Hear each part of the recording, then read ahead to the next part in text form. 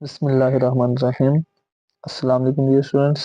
जी students, अब ninth science math की chapter number 2 की रिव्यू एक्सरसाइज करने से पहले कुछ बड़े इंपॉर्टेंट पॉइंट्स हैं स्टूडेंट, लास्ट जो एमसीक्यूज के तौर पे इंपॉर्टेंट हैं, जो थ्योरम नंबर 1 के बाद आते हैं पेज नंबर 213 पे। स्टूडेंट ऑब्जर्व डैट, पहला पॉइंट है स्टूडेंट, उसमें कह रहा है the right bisectors of sides of an acute triangle intersect each other side the triangle. तो कह रहा है कि जो एक्यूट ट्राइंगल एक ऐसी ट्राइंगल होती है जिसमें एंगल 90 से कम होता है। कह रहा है कि जो एक्यूट ट्राइंगल है इसके जो राइट बाइसेक्टर बनेंगे ना स्टूडेंट, राइट बाइसेक्टर मीन जो मिड पॉइंट भी होंगे और 90 के एंगल भी बनाए, तो वो कहाँ पे मिलेंगे? इनसाइड द ट्राइंगल, हमेशा ट्राइंगल के अंदर मिलेंगे। जैसे स्टूडेंट फॉर एग्जांपल यहाँ पे एक ट्राइंगल बनाई है ए बी सी, एक राइट बाइसेक्टर ड्रा किया स्टूडेंट ए सी का, एक ऐसी लाइन जो उसके मिड में से पास करेगी और 90 का एंगल बनाएगी। दूसरा राइट बाइसेक्टर ड्रा किया स्टूडेंट ए बी का, कि जिसके मिड में से भी पास करेगी और 90 का एंगल। तीसरा राइट बाइसेक्टर ड्रा किया स्टूडेंट बी सी साइड का। अब देखा जाए ये जो पहला राइट बाइसेक्टर है ए सी का, दूसरा राइट बाइसेक्टर ड्रॉ किया बी सी का और तीसरा बी ए सी का। स्टूडेंट ये तीनों राइट बाइसेक्टर जो हैं तीनों साइड्स के, यानी ये पहला राइट बाइसेक्टर, ये दूसरी लाइन, ये और ये तीसरी लाइन, ये तीनों एक पॉइंट में मिल रहे हैं। और ये कहाँ पे मिल रहे हैं? ट्राइंगल के इंटीरियर में अंदर। तो ये पहला आपका इंपॉर्टेंट पॉइंट था student. The right bisectors of sides of an acute triangle intersect each other inside the triangle, triangle के अंदर ही एक दूसरे को इंटरसेक्ट करेंगे। दूसरा इंपॉर्टेंट पॉइंट स्टूडेंट, ये भी एमसीक्यूज के तौर पे आ जाता है, the right bisectors of sides of a right triangle intersect each other on the hypotenuse. जो राइट बाइसेक्टर होंगे ना राइट ट्राइंगल के, वो हमेशा कहाँ पे इंटरसेक्ट करेंगे? हाइपोटेनस पे स्टूडेंट। अब इसमें की एग्जांपल देखते हैं स्टूडेंट। एक राइट एंगल ट्राइंगल बनाया, इसका नाम दे दिया ए बी सी का। स्टूडेंट एक हमने यहाँ पे राइट बाइसेक्टर ड्रॉ किया बी सी हाइपोटेनस का, स्ट्रेट लाइन L1। एक राइट बाइसेक्टर ड्रॉ किया स्टूडेंट हमने बी सी का, ये वाली लाइन यहाँ जो इसके मिड में से पास कर रही है स्टूडेंट बी सी के। और एक राइट बाइसेक्टर हमने ड्रॉ किया ए सी का, जो इसके मिड में से लाइन पास कर रही है। और ये देखा जाए ये तीनों जो लाइनें हैं किस पॉइंट पे मिल रही हैं स्टूडेंट? ये जो है हाइपोटेनस पे, एक तीनों एक दूसरे को ज्वाइन कर रही हैं। तो यही था कि जो राइट बाइसेक्टर होते हैं किसके? राइट ट्राइंगल के, वो तीनों किस पॉइंट में मिलेंगे स्टूडेंट? वो हमेशा हाइपोटेनस पे इंटरसेक्ट करेंगे। ये आपका दूसरा इंपॉर्टेंट पॉइंट था। अब थर्ड स्टूडेंट, थर्ड में ये कह रहा है कि थर्ड में कह रहा है the right bisectors of sides of an obtuse triangle. Obtuse triangle is a triangle whose angle is greater than 90 degree.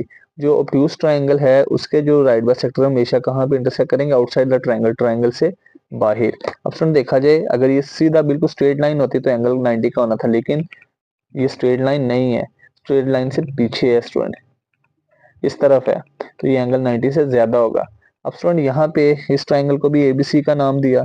पहले यहाँ पे राइट बाइसेक्टर ड्रॉ किया, यहाँ पे देखा जाए पहले ड्रॉ किया स्टूडेंट, ये बीसी का देख लें, ये जो फर्स्ट ये L3 है, ये बीसी का राइट बाइसेक्टर ड्रॉ किया student.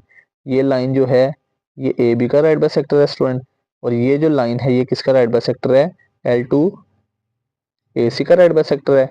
L1 student A B का राइट बाइसेक्टर, ए बी के मिड में से पास कर रही है। और जो L3 है स्टूडेंट ये बी और सी का राइट बाइसेक्टर है। अब स्टूडेंट देखा ये तीनों राइट बाइसेक्टर एक पॉइंट पे मिल रहे हैं, लेकिन ये पॉइंट जो है स्टूडेंट ये ट्राइंगल से बाहर है। तो यही आपसे कहना चाहता है कि जो ऑब्ट्यूज ट्राइंगल है इसके जो राइट बाइसेक्टर हमेशा ट्राइंगल से आउटसाइड ही मिलते हैं। तो ये आपका क्या आंसर था? आउटसाइड द ट्राइंगल के जो ऑब्ट्यूज ट्राइंगल है उसके जो राइट बाइसेक्टर से हमेशा इंटरसेक्ट करेंगे ट्राइंगल से आउटसाइड। अब स्टूडेंट इसकी रिव्यू करते हैं चैप्टर नंबर 12 की। नेक्स्ट स्टूडेंट्स आगे रिव्यू चैप्टर नंबर 12 है। इसका हमने क्वेश्चन नंबर 1 तो कंप्लीट कर लिया था लास्ट टाइम। आगे इसके क्वेश्चन 2, 3, 4, 5 और 6 है स्टूडेंट, जो हम आज के लेक्चर में करेंगे, जो बड़े इंपॉर्टेंट है। एक्सेल में से 2 नंबर का शॉर्ट आ जाता है स्टूडेंट। अब क्वेश्चन नंबर 2 में कह रहा है student, if C D is a right bisector of line segment A B, then आपने बताना मेजरमेंट ऑफ ओ से ए किसके इक्वल होगा? मेजरमेंट ऑफ ए क्यू का आंसर किसके इक्वल होगा स्टूडेंट? अब क्वेश्चन क्या आपके पास? क्वेश्चन नंबर 2 है, if C D is right, question number 2 में क्या कह रहा है? If C D is right bisector of line segment क्या student A B. Then number 1 में आपने बताना है मेजरमेंट ऑफ ओ से A is equal to, number 2 में बताना है मेजरमेंट ऑफ ए से क्यू इज इक्वल टू किसकी होगी स्टूडेंट, यानी ये फिल इन द ब्लैंक्स में हमने आंसर बताना स्टूडेंट। फिगर क्या है कि आपके पास ए बी एक लाइन सेगमेंट थी स्टूडेंट, सी डी जो है उसका राइट बाइसेक्टर है, उसके मिड पॉइंट में से पास करेगी स्टूडेंट और 90 का एंगल भी बनाएगी स्टूडेंट। ये डायग्राम आपको पेपर में बनी आएगी और राइट बाइसेक्टर पे पॉइंट है ओ स्टूडेंट कह लें।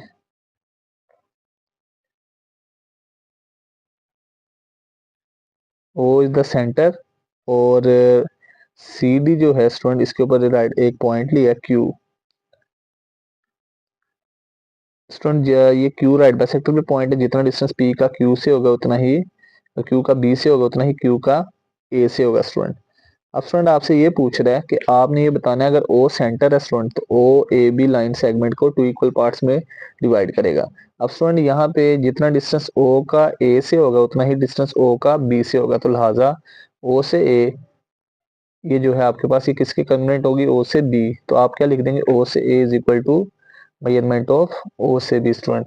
अब नेक्स्ट स्टूडेंट क्यू जो है राइट बाइसेक्टर पे पॉइंट है, तो राइट बाइसेक्टर पे कोई भी पॉइंट हमने थ्योरम नंबर 1 पढ़ा था हमेशा एंड पॉइंट से इक्विडिस्टेंट होता है। लाइन सेगमेंट के 2 एंड पॉइंट्स होते हैं, तो स्टूडेंट ए क्यू किसके इक्वल होगा, ए से Q is equal to measurement of B से क्यू। अब स्टूडेंट इसकी रीजन क्या लिखेंगे, एनी पॉइंट ऑन, इसकी रीजन के तौर पे स्टूडेंट आगे अगर शॉर्ट क्वेश्चन आएगा तो any point on the right bisector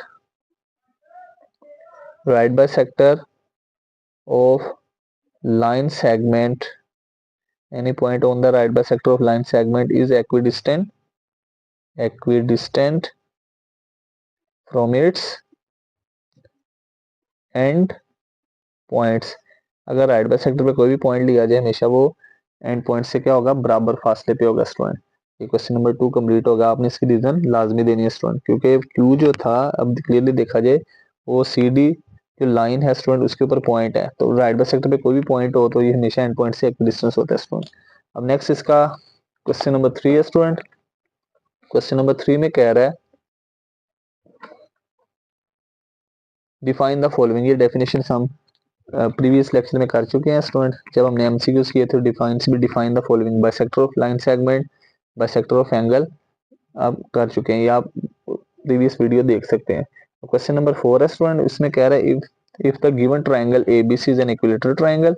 जो गिवन ट्राइंगल ये इक्विलेटरल ट्राइंगल है, तो स्टूडेंट इक्विलेटरल ट्राइंगल की डेफिनेशन हमने पढ़ी थी, एक ऐसी ट्राइंगल होती है जिसके तीनों एंगल्स सेम होंगे और तीनों साइड्स की लेंथ भी सेम होती है। और नेक्स्ट कह रहा है AD is bisector of angle A, then find the values of the unknown x naught y naught and z naught. अब स्टूडेंट आपको ये फिगर क्वेश्चन नंबर 4 में कह रहा है इफ द गिवन ट्राइंगल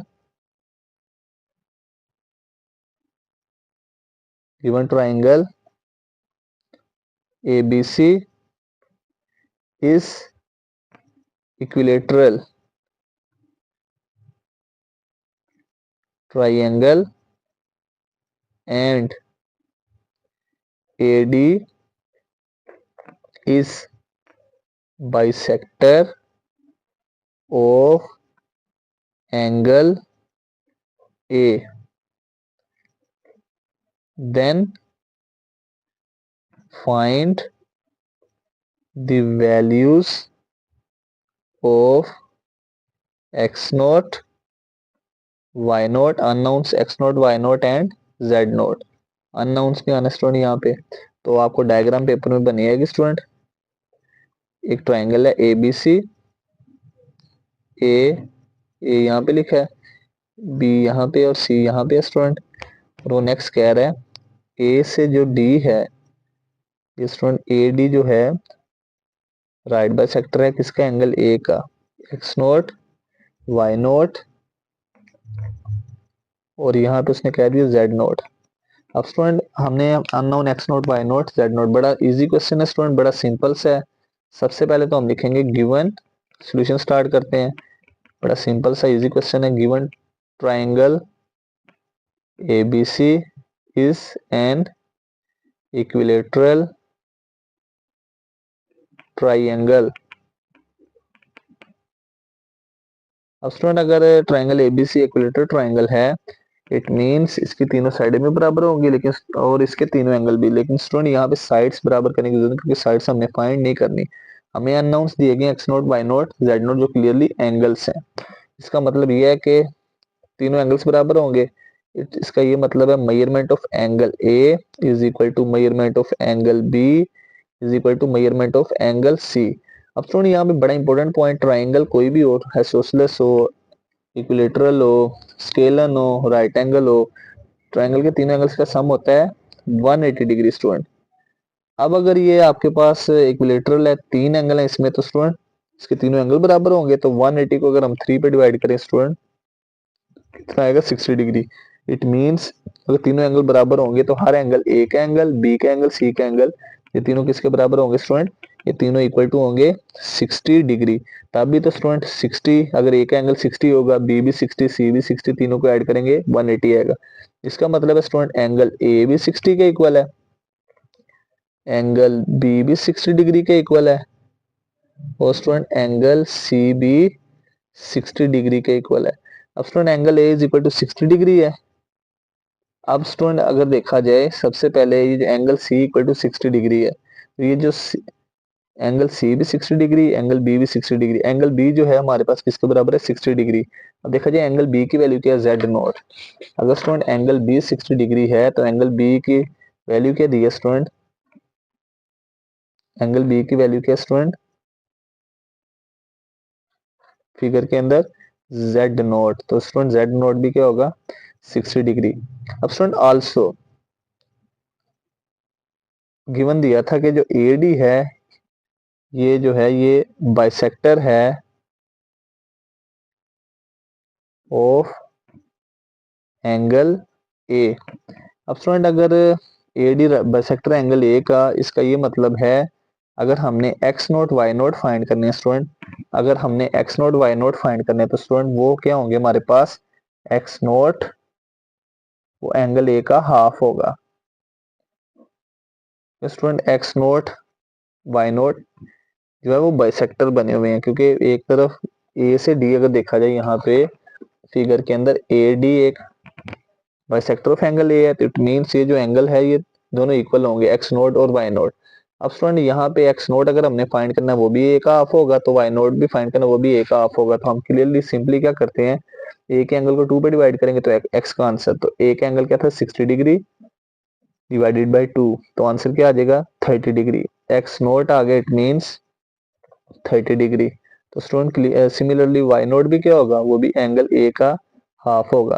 तो स्टूडेंट अगेन 60 को 2 पे डिवाइड करेंगे तो एंगल वाई नोट भी क्या आ जाएगा 30 डिग्री। तो लास्ट पे लिख देंगे so X nought is equal to 30 degree, Y nought वो भी 30 डिग्री, और स्टूडेंट जेड नोट वो किसके बराबर है 60 डिग्री के। और ये हमारा क्वेश्चन नंबर 4 कंप्लीट हो गया स्टूडेंट। अब नेक्स्ट करते हैं क्वेश्चन 5। क्वेश्चन 5 में कह रहा है इन द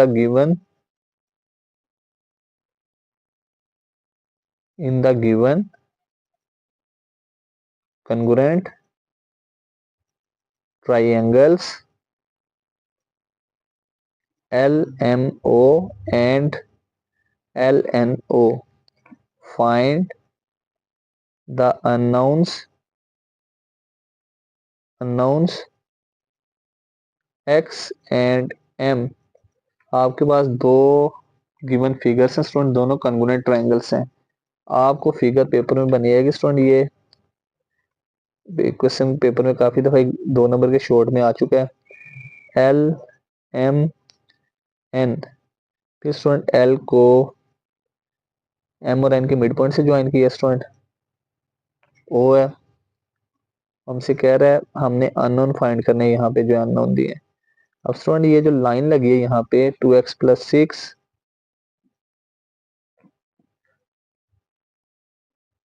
यहाँ पे इसकी वैल्यू 18 है स्टूडेंट। अब स्टूडेंट उसने ये कहा find the unknowns X and M. Solution start करते हैं। ये जो लाइन लगी है यहाँ पे और यहाँ पे, इसका मतलब ये दोनों साइड्स बराबर है। तो यहाँ पे देखा जाए जो हमने एम एक्स और एम फाइंड करना है वो साइड्स हैं, तो इसलिए हम यहाँ पे एंगल साइड्स को इक्वल करेंगे स्टूडेंट। सबसे पहले गिवन क्या दिया है, triangle L M O is congruent to triangle L N O. Student दोनों ट्राइंगल्स कंग्रुएंट कर दी, तो दोनों कंग्रुएंट ट्राइंगल्स कंग्रुएंट तो साइड्स भी इक्वल होंगी और एंगल्स भी स्टूडेंट। तो it mean student measurement of L M, measurement of L M किसके इक्वल होगी, मेजरमेंट ऑफ एल से एन के। एल एम किसके इक्वल है स्टूडेंट, 2x प्लस 6 के, और एल से एन किसके इक्वल है स्टूडेंट, 18 के। 6 लेफ्ट साइड पे पॉजिटिव, राइट साइड पे जाके नेगेटिव, 18 में से 6 माइनस करेंगे स्टूडेंट, आंसर आ जाएगा 12। टू इक्वेशन की लेफ्ट साइड पे मल्टीप्लाई, राइट साइड पे जाके डिवाइड हो जाएगा स्टूडेंट। 12 को 2 पे डिवाइड करेंगे तो आंसर क्या आ जाएगा, 6x इज इक्वल टू 6 आ जाएगा स्टूडेंट। नेक्स्ट हमने फाइंड करना है m। अब देखा जाए स्टूडेंट ये m जो है, अगर यहाँ पे क्लियरली अगर o जो है मिड पॉइंट है m और n का स्टूडेंट, साइड m और n का, इट मींस आल्सो जितनी लेंथ o की m से होगी स्टूडेंट उतनी ही लेंथ o की n से होगी स्टूडेंट, क्योंकि m इसके सेंटर में स्टूडेंट। तो o से m किसके बराबर होगा स्टूडेंट, स्मॉल m। o से n किसके बराबर होगा स्टूडेंट, 12 के। तो लिहाजा m की वैल्यू क्या आ गई, 12 स्टूडेंट। तो ये हमारा क्वेश्चन कंप्लीट हो गया।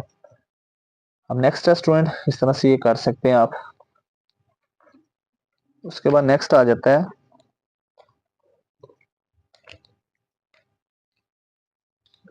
क्वेश्चन 6।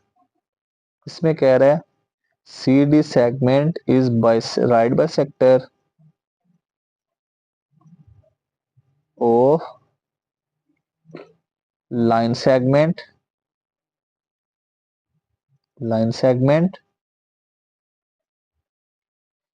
A B.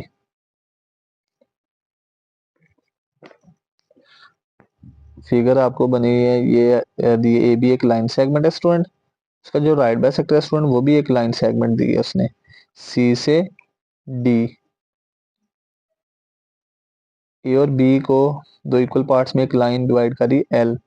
अगर एल दो इक्वल पार्ट्स में डिवाइड करी तो ए से एल की लेंथ और एल से बी की लेंथ भी इक्वल होगी स्टूडेंट। नेक्स्ट कह रहा है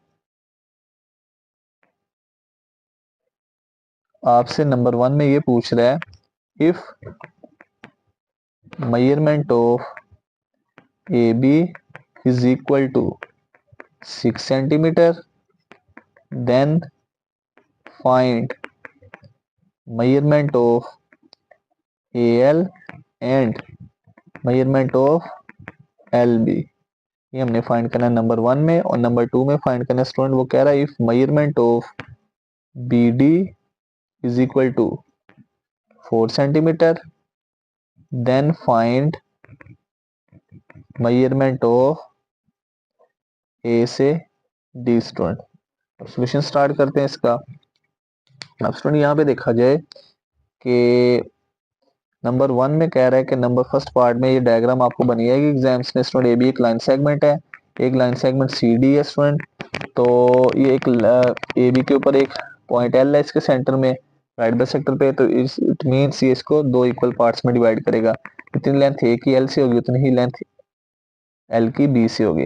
अब स्टूडेंट आपसे कह रहा है सोल्यूशन में फर्स्ट पार्ट में अगर ए बी की लेंथ हो 6 सेंटीमीटर, और आपसे ये कह रहा है कि आपने बताना है ए से एल की लेंथ क्या होगी, एल से बी भी। अब क्लियरली देखा जाए स्टूडेंट अगर हमने ए से एल फाइंड करना है तो ये ए बी का क्या होगा, हाफ, क्योंकि एल जो है राइट बाइसेक्टर पे पॉइंट है यानी मिड पॉइंट पे पॉइंट है स्टूडेंट।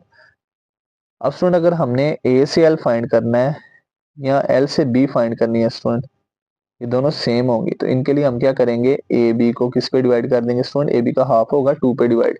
तो स्टूडेंट ए बी को 2 पे डिवाइड करते हैं तो ए बी की लेंथ क्या थी, ए से बी की लेंथ है 6 सेंटीमीटर। तो 6 को 2 पे डिवाइड करेंगे तो आंसर आ जाएगा 3। It means so A L is equal to 3 centimetre, और स्टूडेंट मेजरमेंट ऑफ एल से बी भी किसके इक्वल होगी, 3 सेंटीमीटर। स्टूडेंट ये दोनों इक्वल होंगे, तो हमारा फर्स्ट पार्ट कंप्लीट हो गया। अब नेक्स्ट कह रहा है अब सी डी अब student C D line segment है, तो ये राइट बाइसेक्टर थी। अगर डी की लेंथ उसने बी से कहा है वो किसके बराबर है, अगर बी से डी इज इक्वल टू है 4 सेंटीमीटर स्टूडेंट, यानी वो कह रहा है डी से भी 4 सेंटीमीटर है, तो स्टूडेंट ये जो लाइन सेगमेंट, ये जो सी डी थी ये राइट बाइसेक्टर लाइन है। तो स्टूडेंट्स जितनी लेंथ डी की बी से होगी उतनी ही डी की ए से होगी स्टूडेंट। तो सेकंड पार्ट में कह रहा है measurement of B D is equal to 4 centimetre student. तो similarly measurement of A D B measurement of B D के बराबर होगा स्टूडेंट, लिहाजा मेजरमेंट ऑफ ए डी भी किसके बराबर होगा, वो भी 4 सेंटीमीटर के स्टूडेंट। क्यों student, C D right bisector line है, इट मीन्स ये राइट बाइसेक्टर लाइन है तो मिड पॉइंट में से पास कर रही है।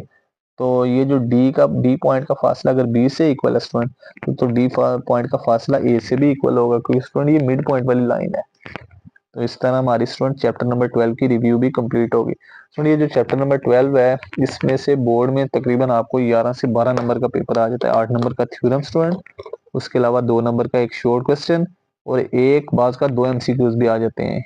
यानी कह लेंगे अगर आप के बोर्ड के एग्जाम में 12 मार्क्स का तकरीबन इसमें से पेपर आ जाता है स्टूडेंट। तो इसको आपने बड़ी अच्छी तरह से तैयार करना है। एमसीक्यूज हैं, 3 डेफिनेशन है और स्टूडेंट 4 रिव्यू के क्वेश्चन है।